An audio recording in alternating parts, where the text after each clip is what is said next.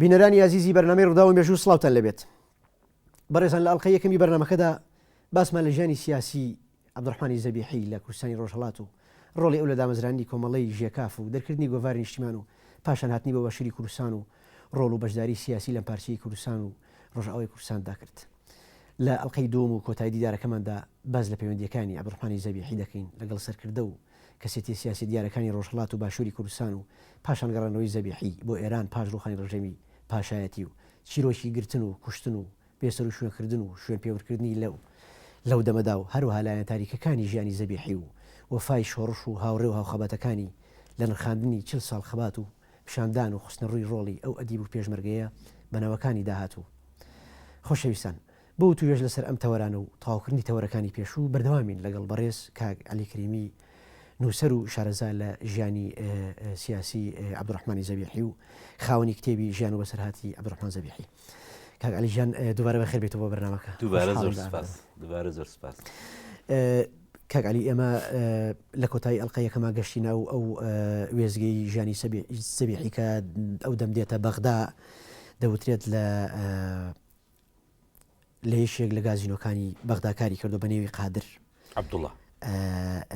لای عەبدوڵڵا ناوێک کە کوڕێکی سنەیی بۆ کاری کردو. ئەو بارودۆخی ئەو کاتی ئاواری زەبیحی و قەدەوەیە کە لەو ماوەیدا کە لە سیتەک بۆ ئەوانە وەزعی ژیانیان وردە بەرەو ئەوە ڕۆیشتۆ کە دەرباز بن لەوێ زەختی ئێران و زەختی عێراق و هەموو ئەوانە ئەوان بەنهێنی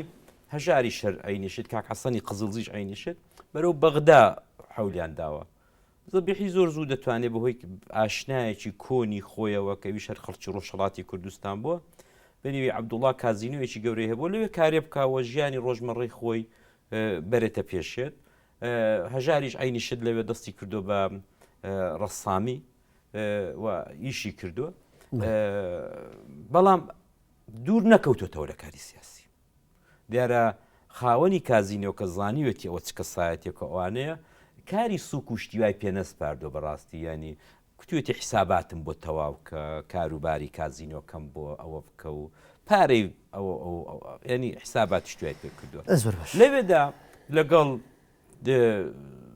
پارتیدا دووبارە دەکەوێتە جۆش و ئەوەوە و ناکۆچێک دەکەوێتە بینی مامۆستا برای مەحمەد و هەمزە عەبدوڵڵا ئەوەی کە من بیستومە و خوێندومەتەوانە. بەڵێ دەوترێت ساڵی 50 ئەگەر بەهەڵانە چووم ساڵی 54 کۆبوونەوەیەک بۆ ئەو مەبەستە کۆبوونەوەیەک لە ماڵی زەبیحی لە بەغدا جەدیدا ئەکرێت. لەوێ کۆیان دەکاتەوە بۆ نێوانگیری هەردوو لایەنی بڵی تاقمی مەرکەز کە لایەنگری برای مەحمەد بوو، تاقمی بەرەی پێشکەوتوو کە لایەنگری هەمزە عەبدوڵڵا بوو. ئەوەندەی بیرت بێ ئەوەندەی باس کرابێ لەسەر چاوە مێژوویەکەن ڕۆڵی زەبیحی لەو نێوانگیریە لەو دەمەیە چۆن بوو؟ دەورێکی زۆر ئیجابی جێڕاوە کە ئەو پێی وا بۆ پارتی نابێستا لەت بێت و ڕۆڵی مامۆستا برای مەحمەدی زۆر لەلا بەرز بووە و هەروەتر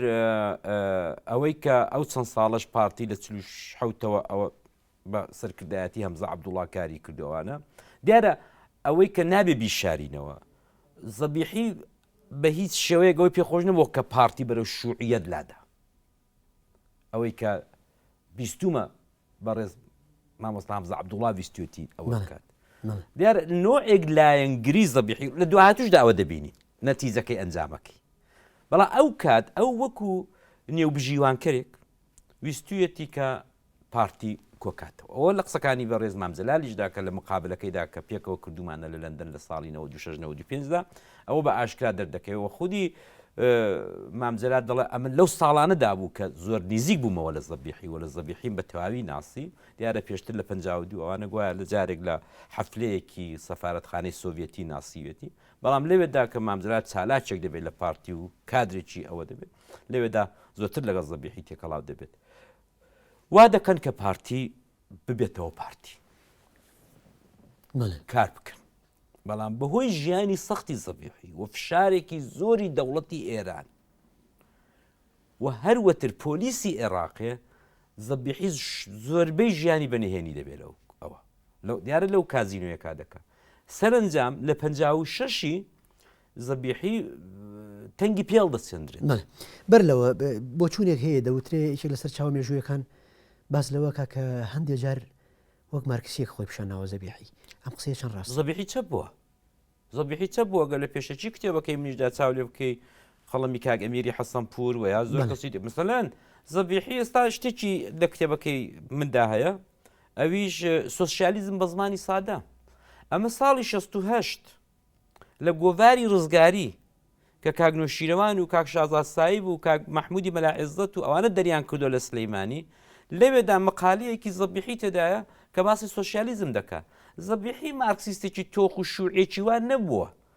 ڕقی ینی زۆر بێزار بوو لە سیاسەتەکانی سۆڤێتی ئەو زمانی و کەیجیبی و ئەوانە بەڵام خۆی بە چە بزانیوە و چە بە معنای عەدالەت خوازی بە معنای مافی کرێکار و زەحمەت چێژ بە معنای ئەوەی کە کۆمەڵگا عەدالەتی تێبکەوێت و ئەوانە بەڵام ئەوەی کە بڵێ شوعیەکی 24 عیار و ئەوانە نە ئەوە نەبوونا بەڵام بڕوای مارکسیزمی باش زانیوە ئەوە تا تۆ سەری ئەو مقالێ بکە لە 68 لە گۆڤاری ڕزگاری دانووسێتی چۆن باسی سۆسیالیزم دەکەن باش دەوترێ پاش تەنگ پێهاڵچنینی لە عێراق ساڵی 1956 زەبیحی لەگەڵ هەژار مکریانی هاوڕێی کە ئەو کات هەژار لە بەغا خەریکی کاری وەنەگرت نەبێ لەگەڵ هەژار دەچنە سووریا دەچنە کوێ و لەوێ چۆن پێشوازیان لەکەی ژیانی هەر یەکەی بڕێگایەکدا دەڕۆ وە بزانم مامۆستاژە بە مووسڵداد بۆی دەرباز دەبێتوانە بەڵام هەرجووچیان لە ماڵی پیاوێکی زۆر زۆر زۆر خانەدان شۆڕژگەرێکی کۆنی شۆڕشی ئارارات لە ماڵی کاک حاجۆ لە تورباسپی یەک دەگرنەوە ئەم کاک حاجۆیە دەزانی ئەوانە چ هەردایان بینە دەزانی چ ئەوانە بە نیوی نەهێنیوە فەقیر و هەژارشتیان جنسیە بۆ هەر چیان وەردەگرێ هەر لە تورباسپی لە قامیشلو کە دێ بەرە و فیشقاپور لەو بینەیدایە من چووم ئەو ماڵەشم دیوە کە کە ماڵی کاک حاجی بۆ ئێستاژ ماوەوانە و عایلێکی گەورن لەوێ زۆر خانەدانن لەوێ یارمەتیان دەکات زەبیحی زۆر زوو ئەو چوو بەهۆی وەیە کە ڕابیتەی زەبیحی لەگەڵ ڕووناک بیران و شۆڕژگەرانی پارچەکانی تری کوردستان هەر لە زۆوە بە نووسی نوشتیوا هەبوو ئەو دەزانێت عایلەی بەدرخانەکان لە شام لە دمشق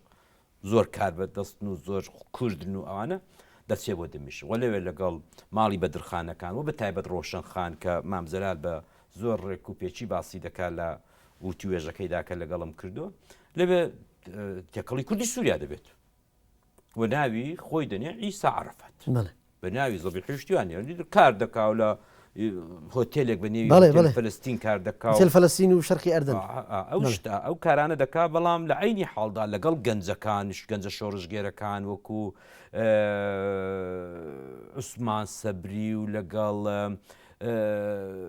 حەمید دەروێش و لەگەڵ ماڵی بەدرخانەکان و لەگەڵ زۆر قەدری جان و ئەوانە حولی ئەوە دەدا دەست بە زەبیحی لە تەواوی ژیانیدا بەبێ حیزب نەحاوەتەوە دەڵێن هاوکاری کوردانی سووریای کردووە بۆ دروستکردنی پارتی دیموکراتی کورد لە سووریا ئەوەی کردو زاوە قسە و کاک حەمید دەروێش بەخۆشیەوە ماوە لێرە ئێستا کونێ ئەو دەزانێت ئەوانی دیکە بەداخەوە نەماون جەنابی کاک کەماڵ فواد دەزانێت کاک مامزەلال ئەوانە ئاگای لەو داستانێ دوکتور عێزەدین مستەفا ڕەسوول کە هاومەزڵی بۆ لە دمشق لە هەموو کە زیاتر ئاگاداری ئەو جم و جۆڵەی زەبیحێ لە سووریا و لە دمشق کە چی ئەکا لەگەڵ ئەوانەدا تۆزێکیش تووڕە دەبێت لەگەڵ دیارەی کەسایەتی وەکو حەمید دەروێش و قەدری جان و عوسمان سەبری ئەوانە زۆر لە خەتی زەبیحی نزیک بوون و یارمەتێکی زۆری داون کە پارتی کوردی سووریا بۆ خۆیان دروستکەن کە دروستیان کرد لەو لاشەوە کۆمەڵێک گەنج و ئەوەی کە سەر تاسەری بیر دەکەنەوە باسی سەرتاسەری بوون و نابێت کورتیز نییە ئەو دەبێت هەمومان باسی خەباتی سەرتاسەری کرێکاران نوشتیوا بکەین زەبیحی لێ بەگژان دادێتەوە نامیلکەیەک دەنووسێ بە نێوی حەسەن شنۆیی ڕەد على الكوزموبوليتية شتێکی ئاوە لەوێدا ئەمە ئەوە دەنگ دەداتەوە لەوێ گوایە مستێکی زۆر قایم بۆ لە ئەم جەماعەتەی کە کوتیانە خەباتی کورتیز نییە و دەبێت ئەمە سەرتاسەری بیرکە حیزب شوعەکان ئەوانە و کە کۆمەڵە گەنجی کوردیش بۆ لایەن چوون سنێک لەوانە مامۆستا جگەرخێنە کە ئەو حەمودا شعری کوردی و ناسیۆنالیستی نووسیوە ئەو کاتی زۆر تووڕە دەبێت لە چایخانەیەک لە زمان مامزەلالەوە من دەیڵێمەوە کە زۆر تووڕە دەبێت کە خەباتی کورتیزنی ئەمەدە بە خەباتی سەرتاسەری شعبی هەمووی سووریا بکەینوانە لەوێدا ئەو تەسیرەی هەبێت کە زۆر ناخایەنێت ئەو لەگەڵ هەموو کەسایەتی کوردەکانی شام بە تایبەت تێکەڵداو دەبێت سەفەرێک دەکات لەوێت بۆ فستیواڵێکی خوێندکاران کە بەداخەوە لە پراگ پێشیان پێدەگیرێ لە لوبناان پێشیان پێدەگیرێ و ناتوانم بچن لەگەڵ هەژاری پاش ئەوەی ئیتر شۆڕش لە عێراق دەست پێ دەکات و مەلیکی دەڕوخێت و عەبدولکەریم قاسم دێتە سەرکار کە عەبدولکەریم قاسم یەکەم کەس بوو لە عێراقێکە کوتی شعبی کورد و عرب برێکەوە بران و ئێرەوەیدی لەگەڵ دەستپێکردنی شۆڕشی چواردەی تەموزی 1950 ئیدی زەبیحی لە سووریا لە ڕۆژئاوای کوردستانەوە ئەگەڕێتەوە بۆ بەغدا دەوترێت لەو دەمەیە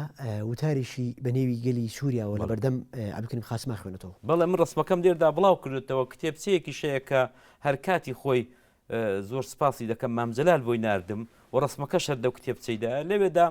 خەڵک وەفد یەک بە دوایەکێدا خەو دەبی دەبێت چاو لەو کاتی بکەن کاک فەیسەڵ عەبدولکەریم زۆر خۆشەویست بوو بەڕاستی عەبدولکەریم قاسم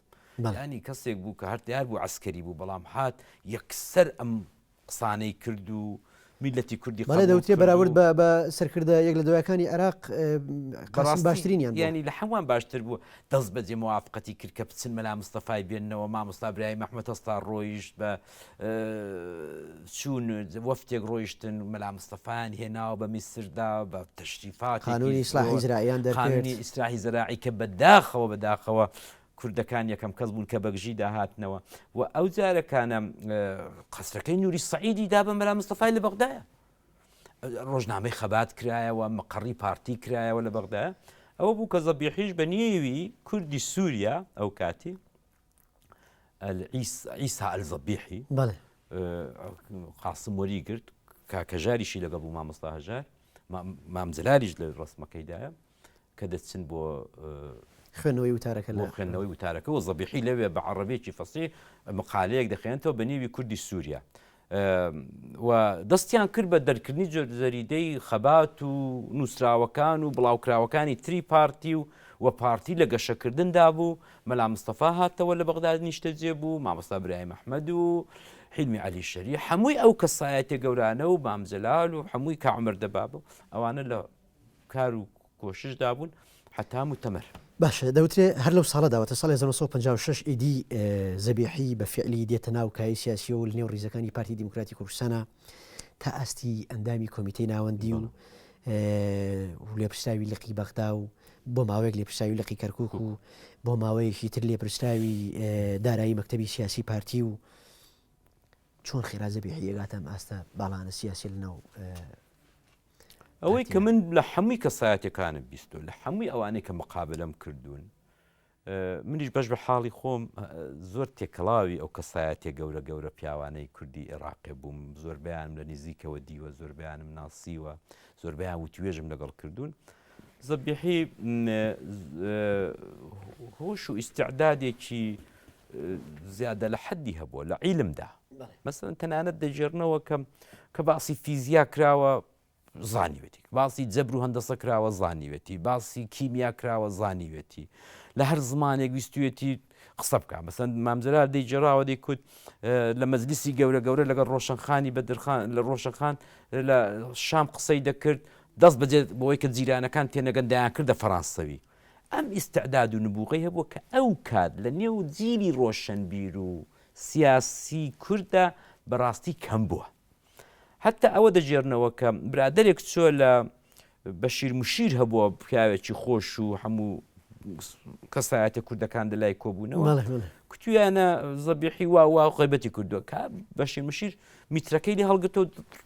جنی پێداوادەری کردو کوتی تۆ چۆن دەتوانێت عولەمایە ینی هەر عالمێک نییە عولەمایە جەمعی عالمە ئاوایان تەوسیف کردووە بۆیە ئەوجار لەسەر خەباتی کوردایەتەکەی زۆر ساغ بووە لە زۆربیان ساغتر بووە زانیوێتی چ دەکا لە هەمووی گرنگتر شێوەی کاری حیزبایەتی هەر لە زمانی ژێکافەوە ڕێخستن تەنزیم شانە ئەم شێوە کارە خوای ئەو شێوە کارەیە بووە توانیوێتی زۆر زوو بکەوێتە هەر شوێنێک بتوانێت دەست بەجێت ڕێخستنەکان ڕێکخاتەوە پەلوپۆی ڕێخستنەکان بەولا بەولای بە چوارچەوەی شاردا بڵاو کاتەوە شانیان بۆ دروستکە تەنزیمیان بۆ دروستکە پەیوەندیان بۆ دروستکاوان لەوەیدا نبووڕێکی زۆر تەواوی هەبوو بۆیە بە حەقی خۆی بۆ ئیتفاقا ئەگەر بێت ئەگەر زەبیحی کوردی ئێرانێ نەبایە بەداخەوە ئەوەی دەڵم هەمیشە دایم ئێمە دوای ژێکاف ئەو پارچە پارچەیە ئەوە خەڵکی وەیە هەمیشە دایم ئەوەمان بووە و دوای ئەگە فرسەت دەبێت دووسێ نمونەی زەقت بۆ دێنم زۆر باشە کێکیان نمونەی خۆم دەبێت ئەمە ئەگەر خەڵکی ئێرە باە ناوی مەسەلەن شتێکی دیکە باە خەڵکی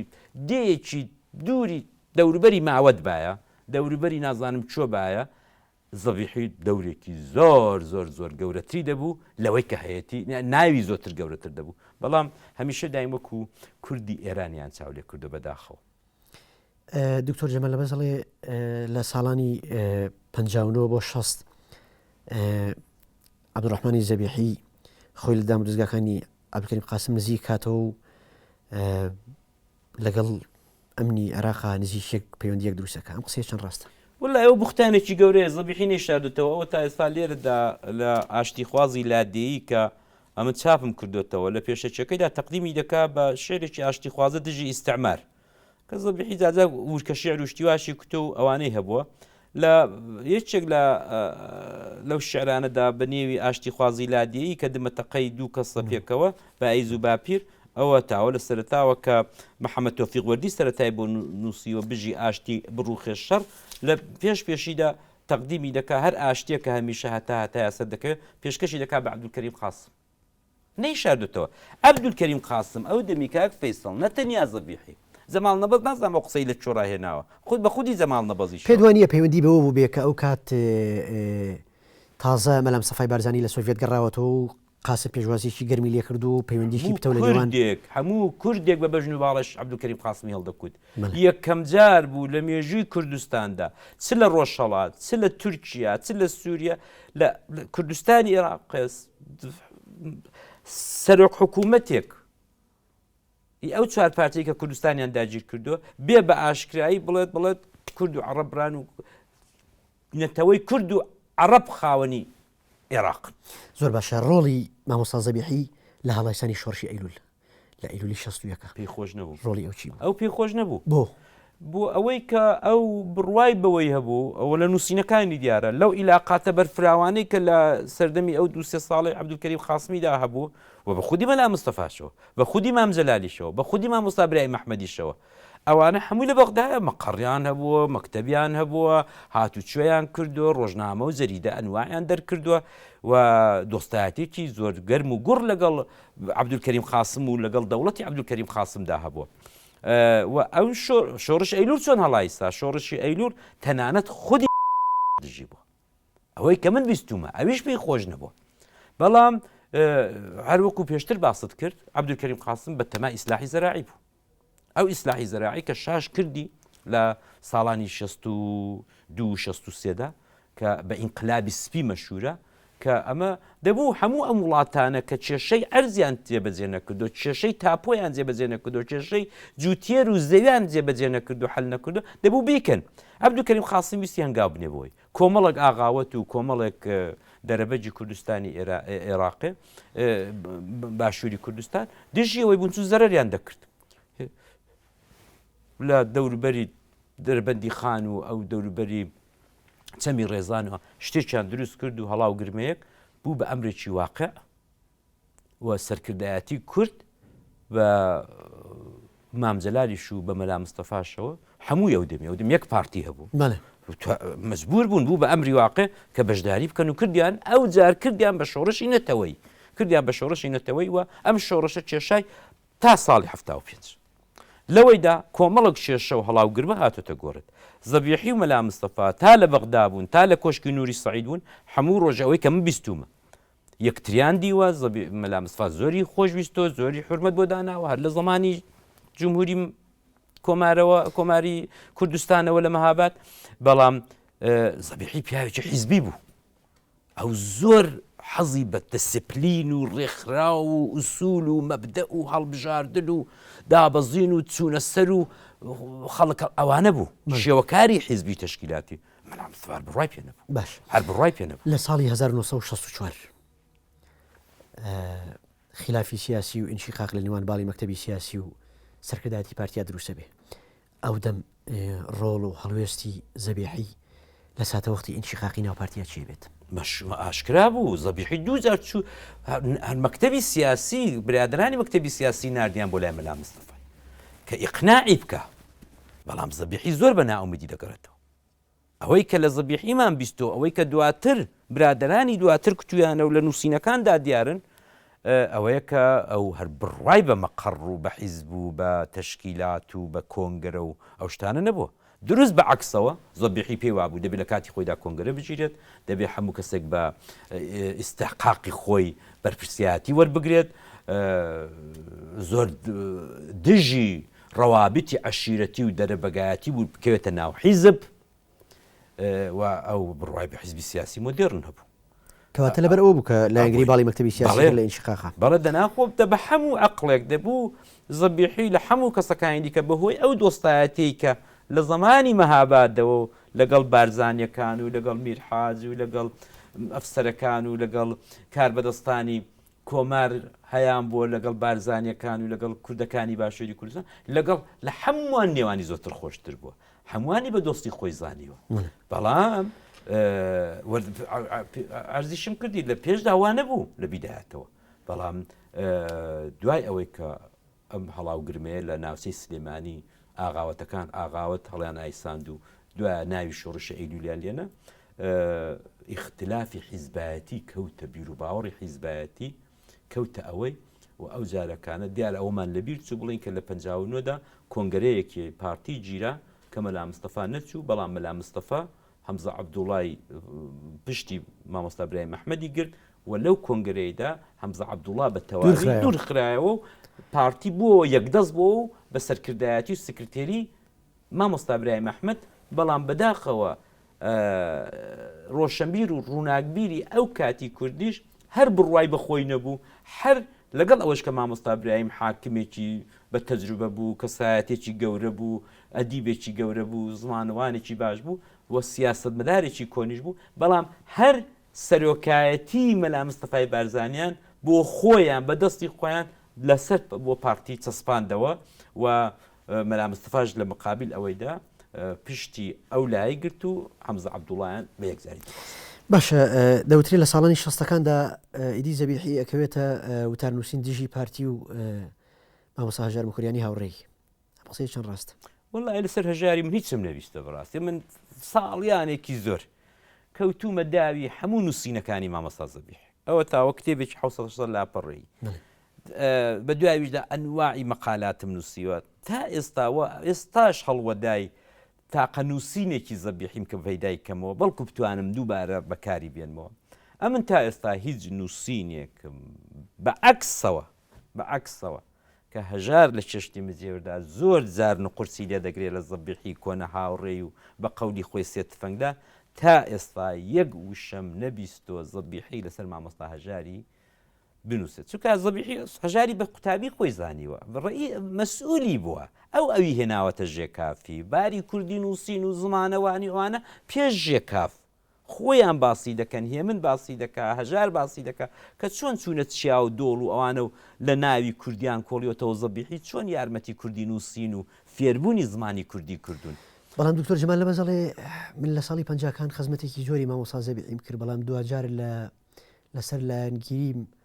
لەسەر دژایەتیم بۆ حکوومەتەکەی عەبدولکەریم قاسم راپۆرتی لەسەر نووسیم و ڕاز نییەوە ئەوە ڕاز نییە بەداخەوە ڕاز نیە من ڕێز و حرمەتمێ بۆ مامۆستا جەماڵ و ڕابردۆکەی بەڵام من لەو کتێبەیدا جوابی مامۆستا جەماڵ نەبەزیم داوەتەوە لە ساڵی 98 تا ئێستاش مامۆستا جەماڵ نەبەز یەک وشەی نەکتۆ کە قسەکانی عەلی ئەسڵ ڕاستە یا ڕاز نییە ئەوە پراوێزی 87 مامۆستا جەماڵ نەبەزی لە کتێبی نیشتیماندا ئەوەش جوابەکەی بنە بۆ ئەوی کە ئەمن پێی دەڵم ئەتۆ بەو درێژایی ئەو هەموو ساڵی زەبیحی مابوو بۆ قسەیەکت نەکوت کاتێک ئەتۆ ساڵی 83 لە بێرلینی ڕۆژاوە غەربی لەوێ دەست دەکەی بە نووسین لەسەر چی نووسینی کردو مامۆستا جەماڵ نەبەز لەسەر گۆڤاری نیشتیمان کتێبێکی نووسیوە کە هەمووی ئیزەبیحیە زۆربەی لەسەر کۆمەڵی ژێکاف کتێبێکی نووسیوە کەچی لە پەراوێزێکدا پەراوێز ڕەفرەنسەکاندا هەرچی سوکاتێ بە زەبیحی کردو. ئەمی جوابم داوەتەوە دەڵم ئەدی بۆ ئەو هەموو ساڵی زەبیحی عمر دە ژیان داما بوو ئەتۆ بۆچی باسیەوەت نەکرد خۆ دوای 59 ئەو هەموو ساڵ شێستەکان هەفتاکان بیدایەت هێشتاکان تۆ هیچ جوابێک نەداوەتەوە بەڵام تا ئێستا ئەو هیچ جوابێکی نەداوەتەوە بەڵام دوای بۆم دەرکەوت مامۆستا جەماڵ نەبەست بەچی تووڕێ لەسەر مقالەیەکی لەسەر زمانی کوردی لەسەر وشە دروستکردن گوایە زەماڵ نەبەست خەدەرێک خەریکی وشە داتاشین و شتی ئاوا بۆ فەرهەنگێکی نووسیەوە و فەرەنگە قەت خۆی نەگرت لە ناو نووسینی کوردی داوانە وشەی داتاشیوە لەوێدا لە ڕۆشنبیری نوێ ژمارە 71 تشرینی دووەم و کانونی یەکەمی ساڵی 1970 زەبیحی مقالەیەک دەنووسێ بە نێوی ڕخنەی زانستیانە یاخۆت شەلم چۆرم هیچ نابێت زۆر باشەکە لەوێدا پەلاماری زەماڵ نەبەزی باش ئەگەر قسە لەسەر پەیوەندیەکانی عەبدوڕەحمانی زەبیحی بکەین پەیوەندی زەبیحی بە کەسایەتی دیار کەسایەتی ئاینی و فکری و سیاسی و کۆمەڵایەتی ڕۆژهەڵاتی ئێران شیع عیزەدینی حوسێنی پەیوەندیان چۆن بووە بەڵام پاش وەرگرتنی پشوویەک وەڵامی پرسیارەکەم بەرەوە بەرەزان پشوویەک وەرەگرین و دواتر ئەگەڕین و بۆلاتان و بەردەوام بین.